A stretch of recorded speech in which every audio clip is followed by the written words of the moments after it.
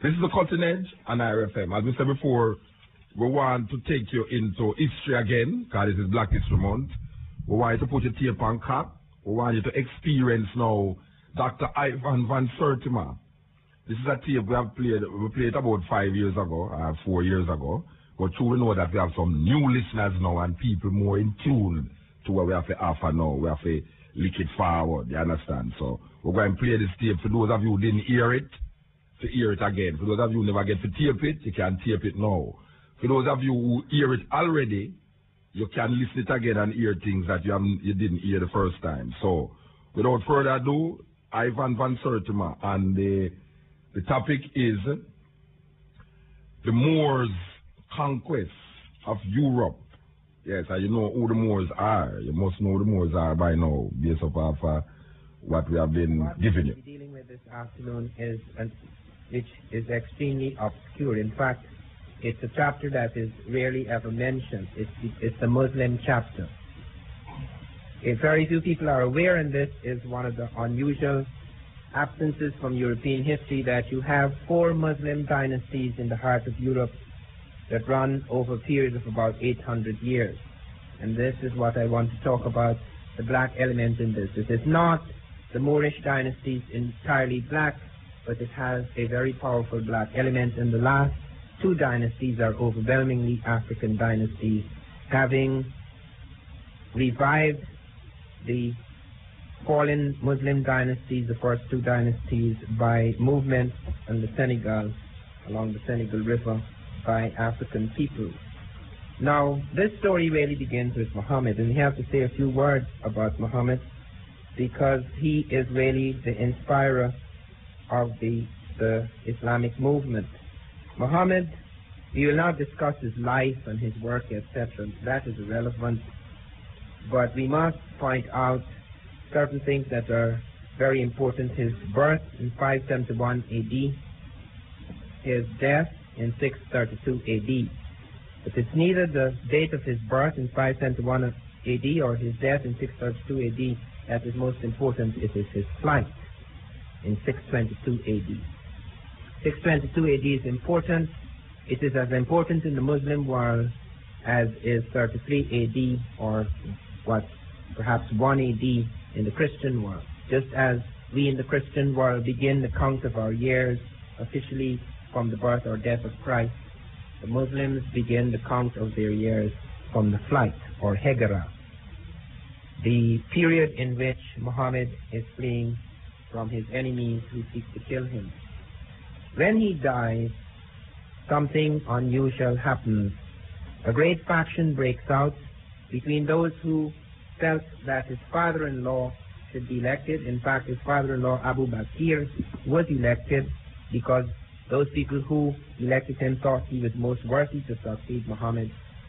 But then comes the other group which felt it should be hereditary. They felt that it should be someone closer in blood, and Ali was to have been the successor of Muhammad. So it split the Muslim movement into 2 factions, which still split the Muslim world today. The Sunnis, who elected Abu Bakr, and the Shiites, who felt Ali should have succeeded Muhammad. In spite of these factions, however, Islam, the image of Muhammad, the life of Muhammad, the teachings of Muhammad, was to unite a great part of the world. Many of us are not aware, having lived in the Christian world, but there are more Muslims on this planet than Christians. It is an extremely powerful movement, and it was to win a vast amount of people all over the world. In China, in India, in my country, for example. So I have no acquaintance with it because I never get very involved in other people's religion, but half the people in my country are Muslims.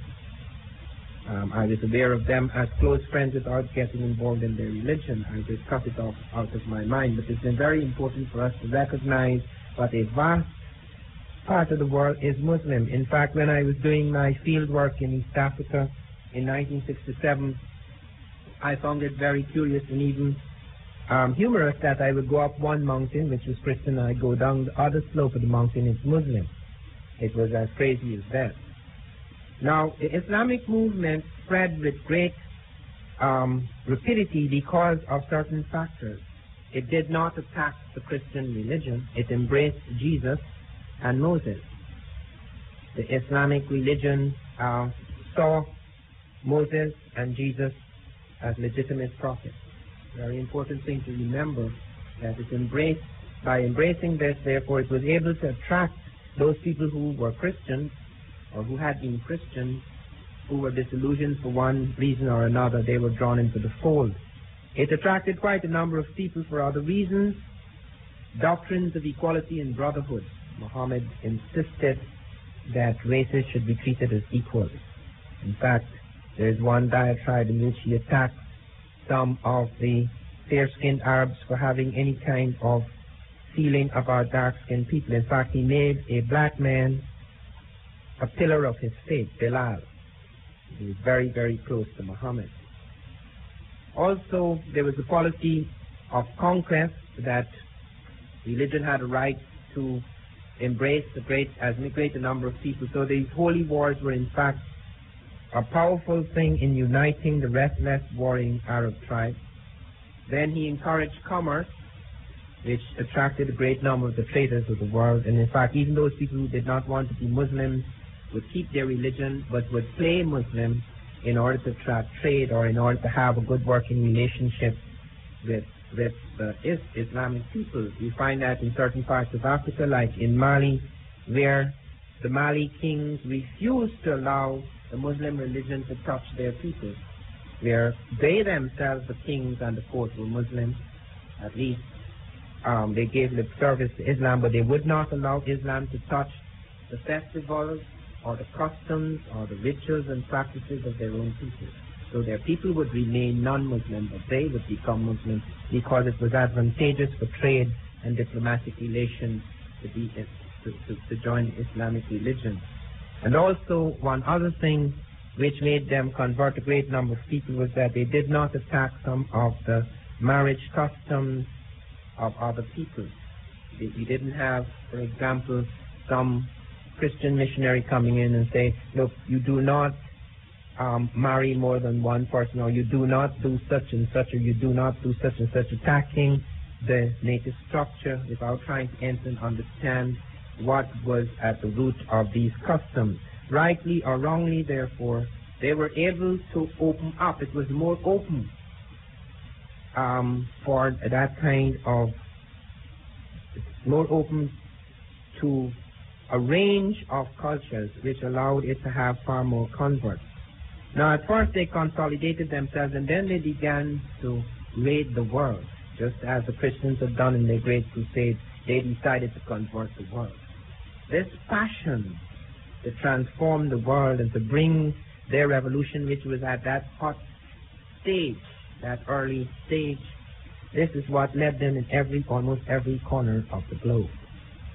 The Muslims charged into India, they charged into China, they charged into Africa, they charged all over the world, eventually charging up into Europe.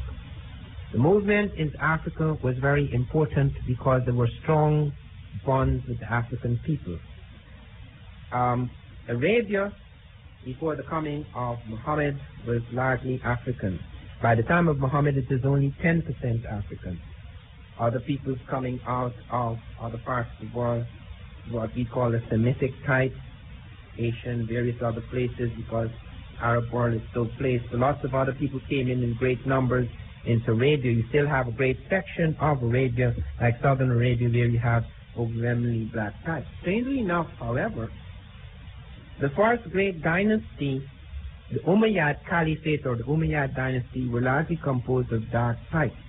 Professor Arnold Toynbee, one of the great British historians, comments, for example, on colors. He says the Arabs, who were the ruling element of the Umayyad Caliphate, called themselves the swarthy people.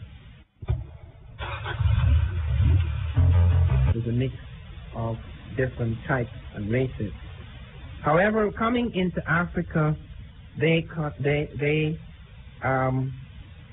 eventually began to intermarry with many Africans. That does not mean that Arabs became African. The Arab is very difficult to define. It's like the Jew. You have black Jews, you have white Jews, you have black Arabs, you have white Arabs. Malcolm X found that out very clearly when he found that among the Arab peoples there were not only people as black as himself, but there were also blue-eyed Arabs. So that it was not entirely racial group. It was very mixed, very confused in racial sense. But as they came down into Africa and they started to convert people, many of them into marriage with Africans. And then the word Arab began to be used very loosely. Anyone speaking Arabic would be called an Arab. So you have a vast number of African Arabs. Now coming down into Africa, they attacked first. The first major conquest in Africa was the conquest of Egypt. As the great Greeks and Romans before them, they conquered Egypt. As you know, the Arabs now control Egypt. The conquest of Egypt was very, very important. It occurred around 638 AD. It was very important because just like the Greeks before them, they were able to make a tremendous advance as a result of that conquest. I want to quote something that tells you the impact of Egypt on Arabs, in which I quote from History of the Moorish Empire in Europe, where they speak of the profound impact of Egypt on the Arab world. Egypt, the depository of traditions of incalculable antiquity, has submitted after brief and determined struggle to the common fate of nations, and the banners of Islam floated in triumph from the towers of Alexandria and Memphis. It was with a feeling of awe and wonder that the fierce, untutored Arab gazed upon the monuments of this strange and to him enchanted land. Before him were the pyramids, rising in massive grandeur upon the girders of the desert, the stupendous temples, the mural paintings whose brilliant coloring was unimpaired after the lapse of 50 centuries, the group of ponderous sphinxes imposing even in their mutilation, the speaking statues which facing the east with the first ray of light saluted the coming day, the obelisks sculptured upon shaft and pedestal with eternal records of long extinguished dynasties, the vast subterranean tombs whose every sarcophagus was a gigantic monolith, and the effigies of the old Egyptian kings, personifications of dignity and power, holding in their hands the symbols of time and eternity. The influence produced by the sight of these marvels upon the destiny of the simple Arab, whose horizon had hitherto been defined by the shifting sands and quivering vapors of the desert, by whom the grandeur and symmetry of architectural design were undreamt of, was incalculable. As every civilization is but an adaptation to new conditions of elements more or less perceptible in those which have preceded it, so it was with that of the Arabs. And here you have a very good picture of the tremendous influence of the Egyptian on the Arab. Here at this period the Arab begins to translate afresh things inherited from the Egyptians. Here the Arab also begins to establish the House of Wisdom, the Dar el-Hikmah in Cairo. This was established sometime later, but it is there in Egypt that the Arab establishes this. It is very important to note this connection. It is very important to be aware of what the Arab inherited from Egypt. As we confuse modern Arabic Egypt with ancient classical Egypt, there is a tremendous difference there. And a lot of things that passed afterwards simply as the science of the Arabs is really a result of the combination. It's a result of a fusion of things. Anyway, they moved into Africa and they began to convert African people, just as with other universal religions. People resisted, and some Europeans resisted Christianity, some submitted to it, some Africans submitted to Islam, some of them resisted it. But nevertheless, it eventually began to have a hold on a great number of people across the world. And Islamic religion spread. And now, having spread, Islam, the great religion, having spread in so many places, they began to think more seriously of what to do about Europe. And of course, as with other invasions, the movement of various peoples like the Roman attack on Spain, the attack by other major forces into Spain because of its closeness to the African continent, we have now a contemplation of an attack on Spain. The attack became very difficult at first because the Arabs and Africans were very concerned with clearing up one big problem that lay in a tremendous fort called Ceuta, where Count Julian had held sway. It was a very difficult place to attack. These are not peoples with planes and cannons, so you cannot attack some of these fortresses at the distance. Many of us have often wondered how it is it took 10 years to capture Troy or 10 years to capture the capital of Ghana. But when you're not using planes and cannon and you actually have to approach the fort, which can blow you away, it is not a simple matter. However, something unusual happened which was to help the Africans and the Arabs, and that was Count Julian was a good friend of King Roderick of Spain and sent his daughter to the court of Spain to enjoy a holiday. And King Roderick seduced his daughter. And Count Julian got really mad and decided to join with the Africans and Arabs to smash Roderick. Roderick had a strange dream which is recorded of dark people entering Spain. This dream proved to be prophetic because the troops, Arab and African troops, first made an exploratory movement into the Straits of Gibraltar somewhere around 710 AD.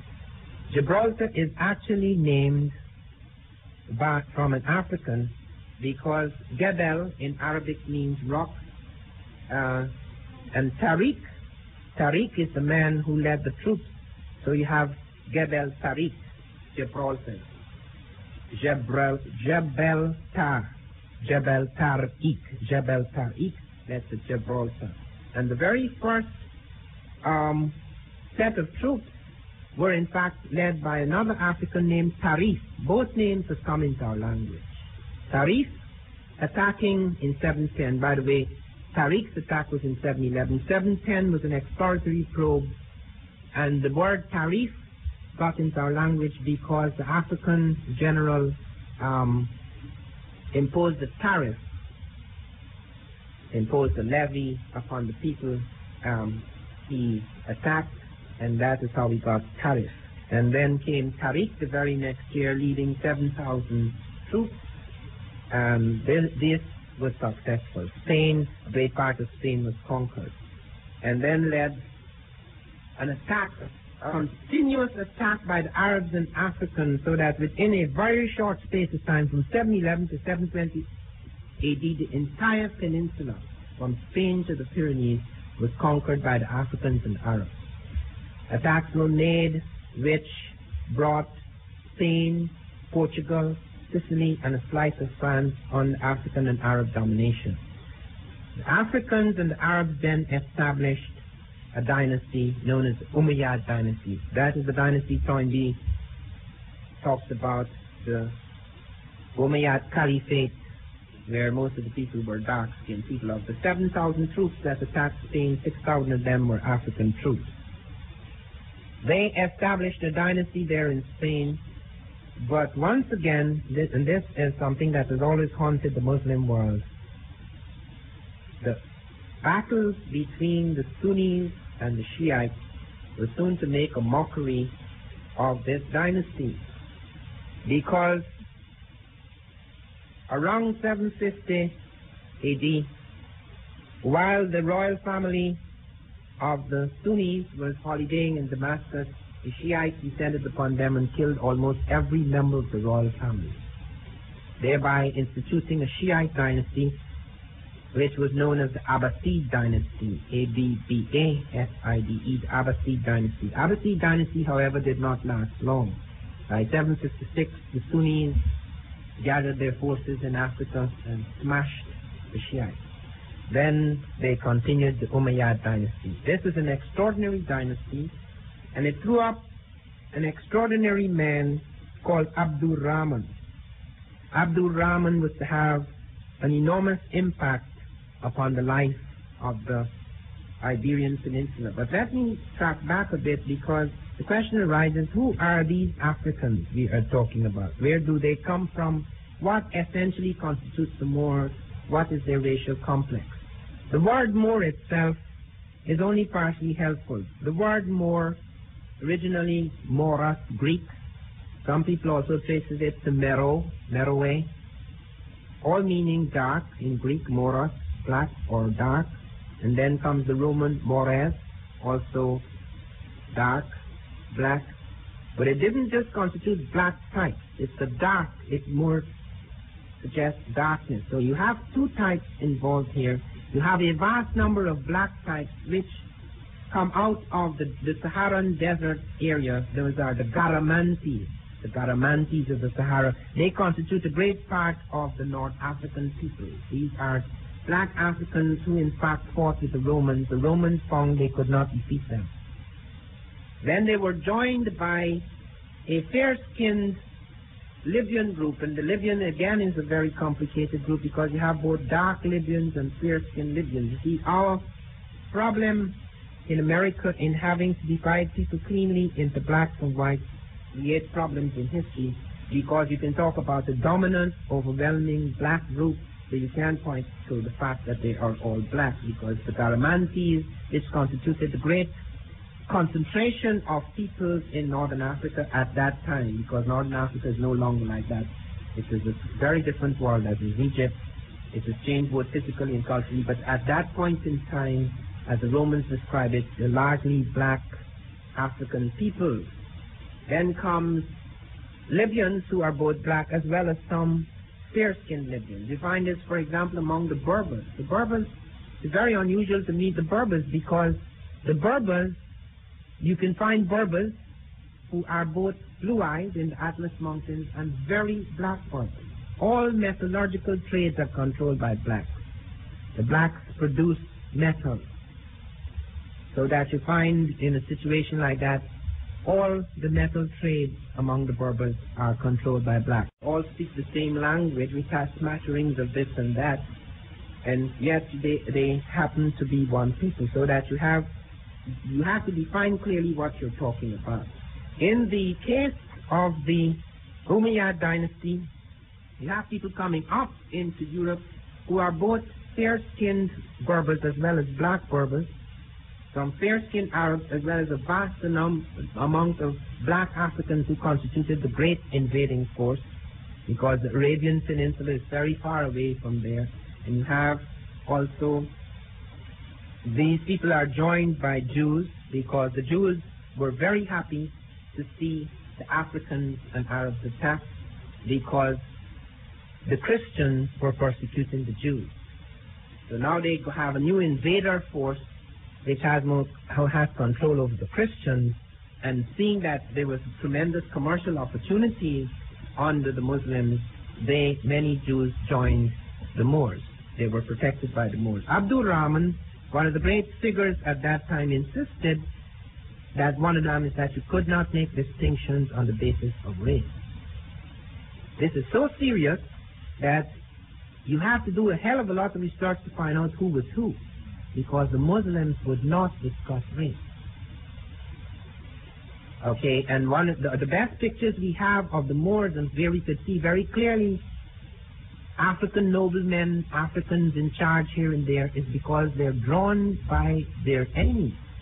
The enemies paint them and the enemies represent it. The Muslims do not represent themselves because it was seen to be against their religion to draw images.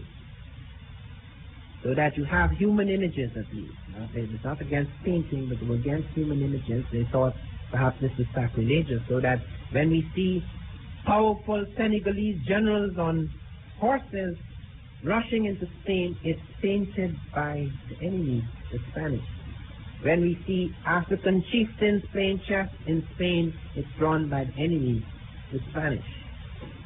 So that you have the study of this subject became extremely difficult because the Spanish do not like to talk much about the Moors, seeing that they defeated them, and the Muslims do not get involved in this tremendously because of the fact that they were kicked out of Spain and they also have the problem and the difficulty of not going back into history without being overwhelmed and blinded by the religious fanaticism. Perhaps I shouldn't present it in that way, but you understand what I mean, that religion is both a tremendous revolutionary force, it can also become a blinder. It became so not only for the Muslims, it became so for the Christians. No religion has brought more beauty, hope, and expectation than the Christian. No religion has led to such devastation in the humans as the Christian religion. So it has nothing to do with your religion, it has to do with what effect it has upon you. At certain times, Christian religion became a barbarian affair because during the Inquisition, you have massive devastation of the human being. 250,000 European women were burnt alive at the stake for sleeping with devils. It was forbidden even to laugh in the court during the Inquisition, because laughter is a joy of the senses, and the senses were not to be enjoyed. One went in a grim face through life until one met one's creator. Everything sex was supposed to be something awesome, to the extent which they said they could not, even a husband could not lust for his wife. And then the priest would say that the devil left a mark on the inner sides of women, and they had to examine them in order to find out whether they had slept with the devil. So you can understand the enormity, that madness, the madness that religion sometimes brings to the human mind. You can understand the enormities that were committed against both white and black people. However, the Muslim thing was not at that stage of that frightening, rigid stage that it was to come in some places at a later time. This was the revolutionary phase, the phase in which everything began to flower across the African and Arab world and began to flower, therefore, in other places. Now, invasion, no matter who it comes from, is a painful thing. Obviously, the Spanish, the Sicilians, the Portuguese did suffer to some extent as a result of these invasions, but the one thing that is remarkable was that the Muslims did not change their legal system. They did not ask them to give up their language. They did not put a stop to their free trade, etc. They did not turn them into slaves. There is one aspect of it which I will return to later, which has to do with the matter of slaves. But the one thing they did insist upon is that they should have some say in the election of their bishops. Now, this may seem to be insignificant, but it is important because at that time the church was more powerful than the state. Therefore, to determine to have some say in the election of bishops was a very serious matter. But they had to make that clear because they could not allow, if they were to hold power, they could not allow the Christians to do as they pleased under a Muslim power. Abdul Rahman, having brought about tremendous advances, eventually died. Those who followed him were not as remarkable, and eventually the Umayyad dynasty got into trouble, and the Christians united and threw the Muslim dynasty down. And as it happened in every case, as soon as the Muslim dynasty died, Muslims retreated back into Africa and began to strengthen themselves. There arose a great African prophet, who eventually was followed by a great African general, Yusuf, who then charged back into Spain with more troops. And these last two dynasties are overwhelmingly African, not only in terms of numbers, but in terms of their power, because these were new religious branches, like under one was called Al-Murabiton, which became known as Al-Muravid, and this established itself back into Spain, and eventually this was followed by the final Muslim dynasty, Al-Mahdi, because of an African prophet named Mahdi al-Mahdi, and this eventually held sway until about 1230 to 1250 AD, when it lost power, it was down, and Africans and Arabs retreated to Granada, where they were finally defeated in 1492. Now, why is this period so important? What did these people do? Was it simply a matter of conquest of new territory? We have found black noblemen in Spain, in 12th century Spain, with all black festivals and rituals in Spain. You will also see the profound influence next year when I bring out another book on the Moors, the profound influence of Africans on the music of Spain. And you will see all of these things, but the most important thing, which was to leave its mark not just on Spain, but on Europe and the world, is that these Moors brought something new and revolutionary to the Iberian Peninsula, Spain, Portugal, Sicily.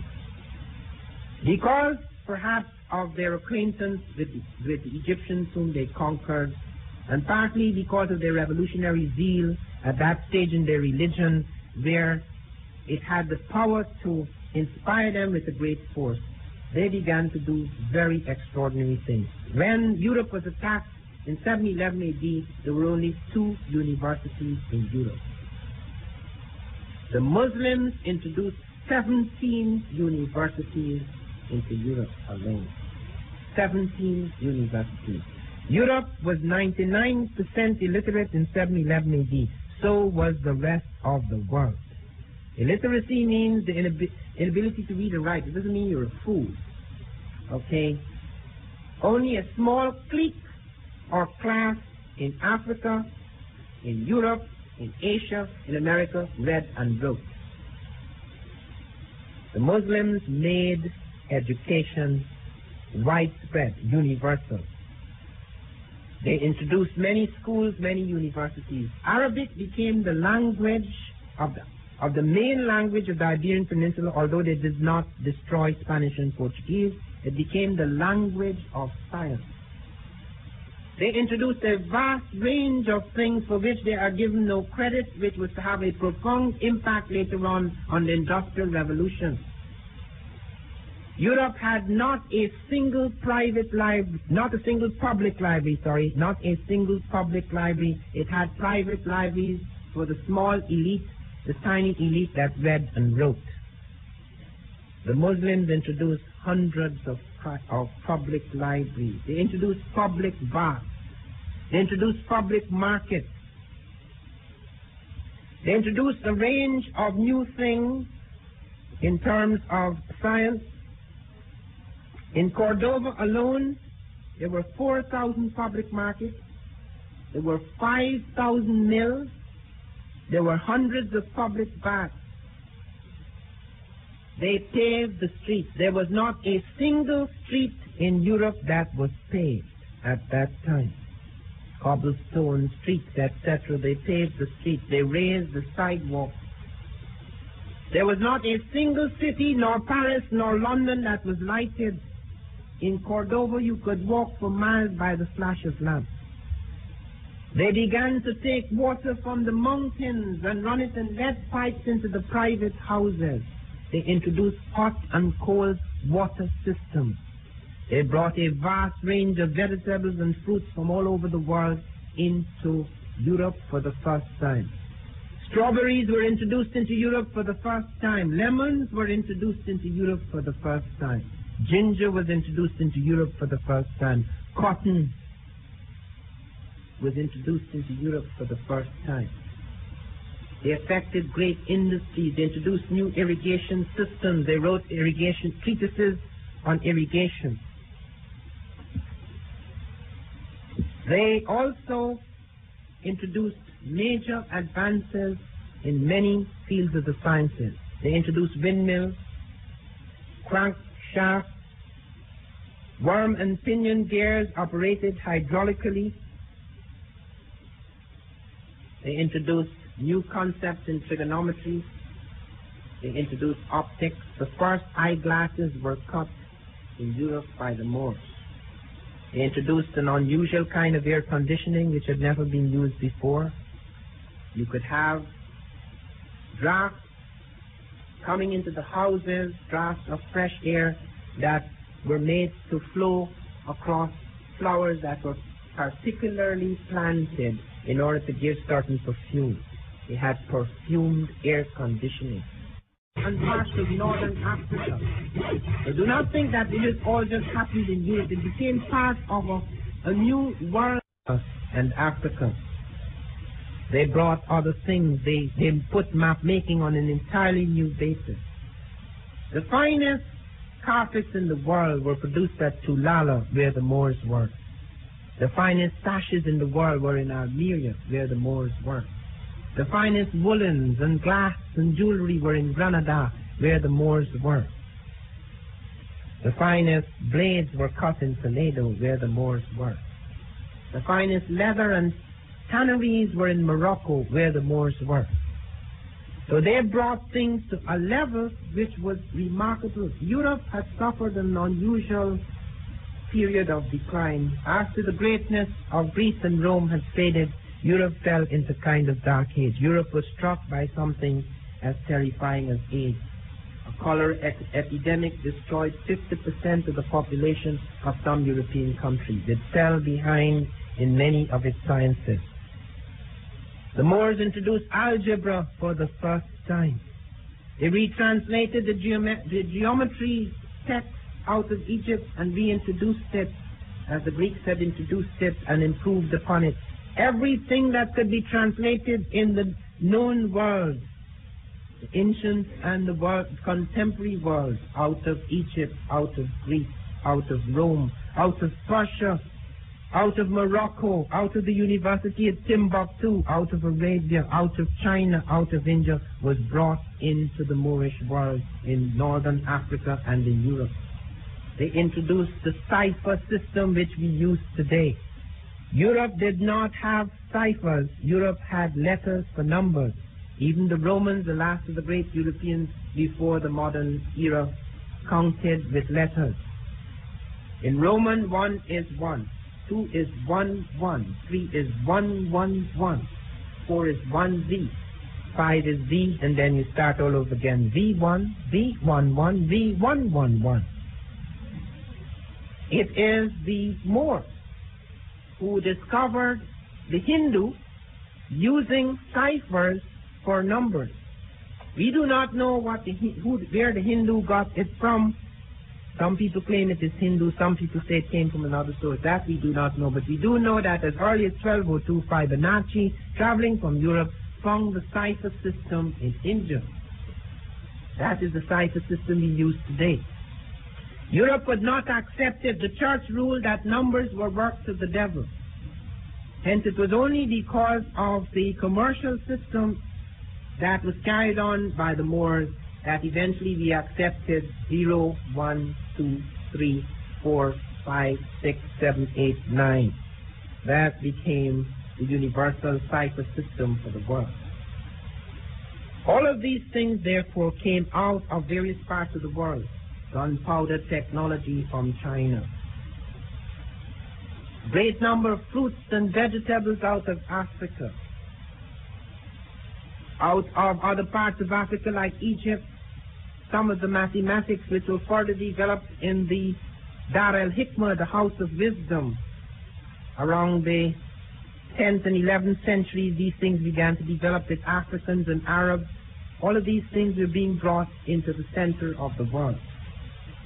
Europe, therefore, did not begin the Industrial Revolution with a blank sheet.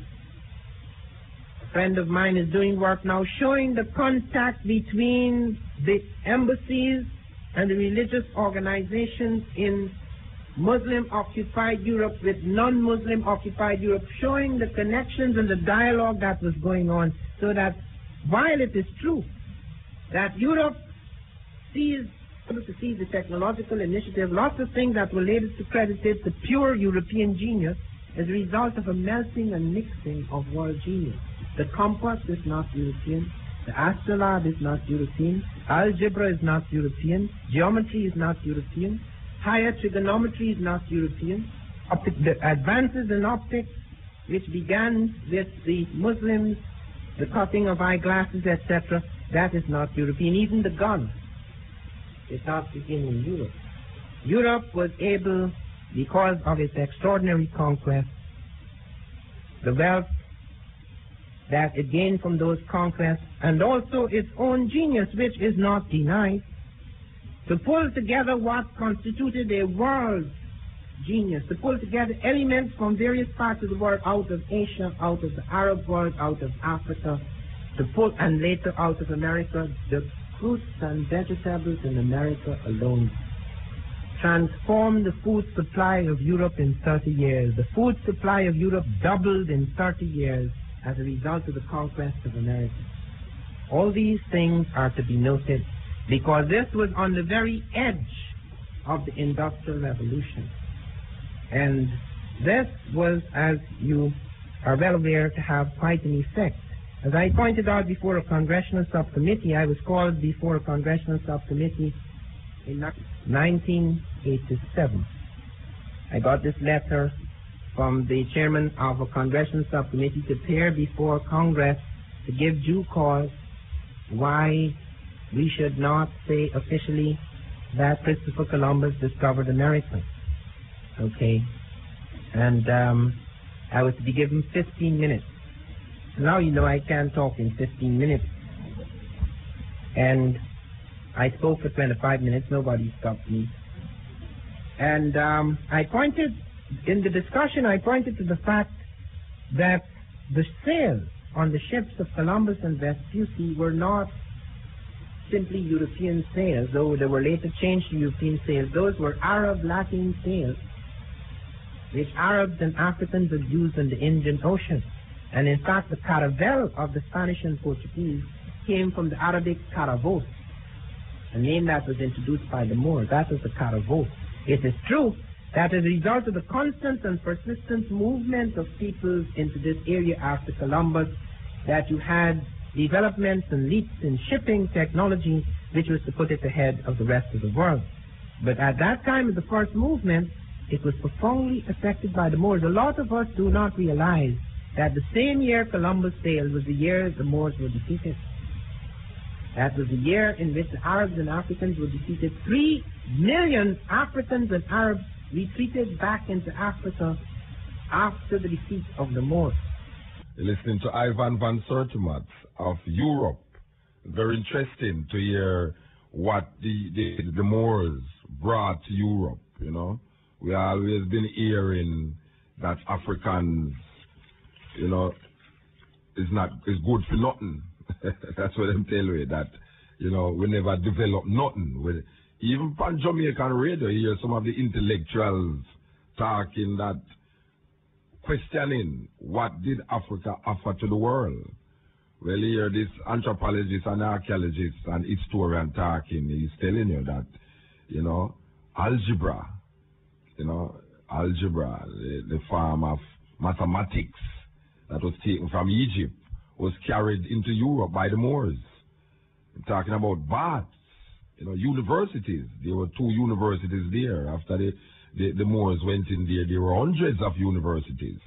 So we want the people them to understand these things, that, you know, we did play a part in history, and it's only we know to find out what was our part in history and find out now how we can use that to really advance ourselves in this time. This is the Cutting Edge on RFM coming through, yes. Okay, we just present to you Ivan van Sertima. What is your view? What is your opinion? I mean, what you have to say about it? Because we need the people them to hear these things, as we say, because these things is not what them teach in school, you know.